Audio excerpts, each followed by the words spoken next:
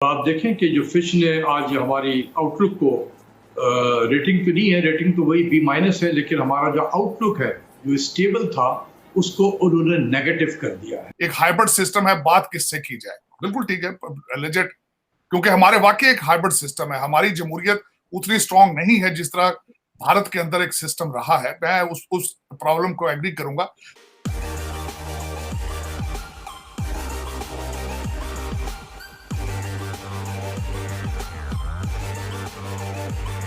नमस्कार दोस्तों, कैसे हैं आप लोग। मैं फिर आज आपके सामने लेके आ गया हूँ आज की न्यू वीडियो जिसमें हम लोग बात करेंगे मूडीज़ की फिच रेटिंग एजेंसी के बारे में। हाल ही में दोस्तों मूडीज़ ने एक रिपोर्ट प्रकाशित किया है जिसमें उन्होंने पाकिस्तान की जो आउटलुक है उसको नेगेटिव कर दिया है। इस नेगेटिव रेटिंग का रिजल्ट ये होगा कि जितने भी बड़े इन्वेस्टर हैं जो कि इंटरनेशनल इन्वेस्टर होते हैं वो पाकिस्तान में इन्वेस्ट करना कम कर देंगे और पाकिस्तान की इकोनॉमी ये बर्दाश्त नहीं कर सकती है, वो श्रिंक करना स्टार्ट कर देगी। इससे भी पाकिस्तान की इकोनॉमी का खस्ता हाल है जब से वो FATF के ग्रे लिस्ट में पहुंचे हैं, क्योंकि उनके फाइनेंस मिनिस्टर के हिसाब से हर साल पाकिस्तान को $10 बिलियन का नुकसान हो रहा है FATF के ग्रे लिस्ट के बारे में। अब मूडीज़ का ये नेगेटिव रेटिंग भी पाकिस्तान को अफेक्ट करेगा। अब ये लॉस 10 बिलियन से 15 बिलियन तक पहुंच सकता है। तो चलिए वीडियो में आगे बढ़ते हैं और इस विषय में पाकिस्तानी मीडिया का डिस्कशन देखते हैं। वीडियो में आगे बढ़ने से पहले मैं आपसे रिक्वेस्ट करूंगा कि मेरे चैनल को सब्सक्राइब करें, वीडियो लाइक करें, वीडियो शेयर करें और अपना फीडबैक कमेंट के रूप में दें। धन्यवाद। सख्त है, ऐसा लग रहा है कि जानबूझकर पाकिस्तान को एक श्रीलंका टाइप के क्राइसिस की तरफ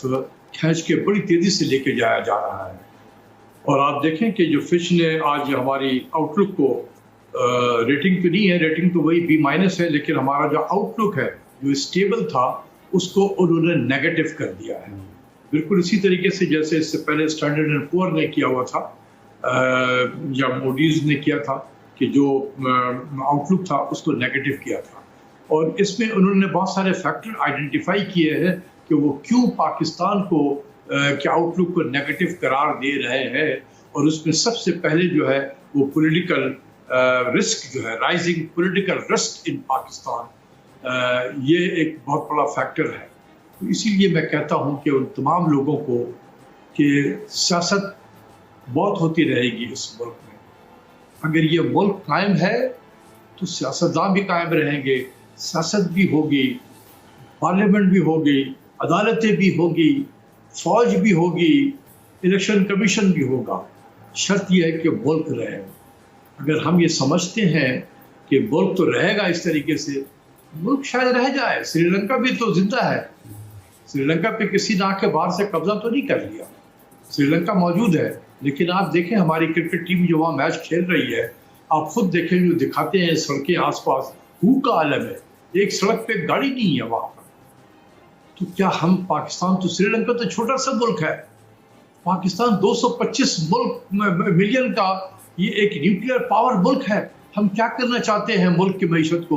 बिल्कुल श्रीलंका टाइप की तरफ लेके जाना चाह रहे हैं कि हमारे जेब में पैसे ना हो कि हम पेट्रोल तक इम्पोर्ट न कर सकें, खाने पीने की अशिया तो दूर की बात है। अभी तो तबाही आपकी गंदम और फर्टिलाइजर पे हो, अब जो बचेगी आज से 3-4 महीने के बाद वो देखिएगा। और पाकिस्तान के अंदर जब तक पॉलिटिकल स्टेबिलिटी नहीं आएगी, एक ऐसी गवर्नमेंट नहीं आएगी जो ना सिर्फ भारत बल्कि दुनिया के दूसरे ममालिक को बता सके कि we are serious for peace और we are a player at the same time. अभी तक तो हमारे, आपने जिस तरह बताया कि एक गवर्नमेंट आती है उसके बारे में फौरन एंकर कहते हैं ये 48 घंटे चलेगी, 2 हफ्ते चलेगी, 2 महीने चलेगी। इस वक्त जो ये बात जो है भारत पाकिस्तान के रिलेशनशिप की, मेरे ख्याल is not on the table. Pakistan की stability, political stability, supremacy of constitution और ये क्वेश्चंस इस वक्त टेबल पर है। पाकिस्तान इस वक्त going through huge financial crisis. आज मैं जब देखा, मैंने तो $225 का हो चुका है, मैंने सुबह उठ के निकलने से पहले। तो ये सारी चीजें हैं, लेकिन यहां पे मैं ये जरूर कहूंगा, एक बड़ी फेमस चीज है, आप हर चीज तब्दील कर सकते हैं, पड़ोसी तब्दील नहीं कर सकते। और भारत की इकोनॉमिक और उनकी पॉलिटिकल ग्रोथ और खासकर बिलखसूस इस रीजन के अंदर उनका जो रोल एक हो चुका है, डॉक्टर जयशंकर, मैं समझता हूं उनको, I have to appraise him, he has a big contributor in this regard. और उस लिहाज से एक अगर भारत, एक स्ट्रॉन्ग भारत के लिए अमन पसंद और पुरअमन पाकिस्तान इज वेरी इंपॉर्टेंट। कोई भी ये नहीं चाहेगा कि जब आप तरक्की की मंजिलें तय कर रहे हो आपके पड़ोस में आग लगी हो। तो this is how India has to think about it. बिल्कुल ठीक है। सोनम साहब, आपने तारड़ साहब का एक मुकदमा जो है वो सुना, जिसमें आपकी जो कुछ पॉइंट्स थे और फिर उन्होंने कुछ नई बातें भी की डेफिनेटली, और जैसे उन्होंने बेसिकली जिक्र किया कि army chief general Bajwa Pakistan में कह रहे हैं कि we have to forget past. तो obviously this is a message कि हमें आगे जाना चाहिए। इस तरह इंडिया में नरेंद्र मोदी साहब भी कहते थे कि आए गुर्बत के खिलाफ लड़ें, आए जो है वो मिल के काम करें। तो दोनों तरफ से एपेटाइट है, लेकिन वो जो एक क्वेश्चन तारड़ साहब ने रेज किया है कि who will lose the political equity, कौन लूज करेगा।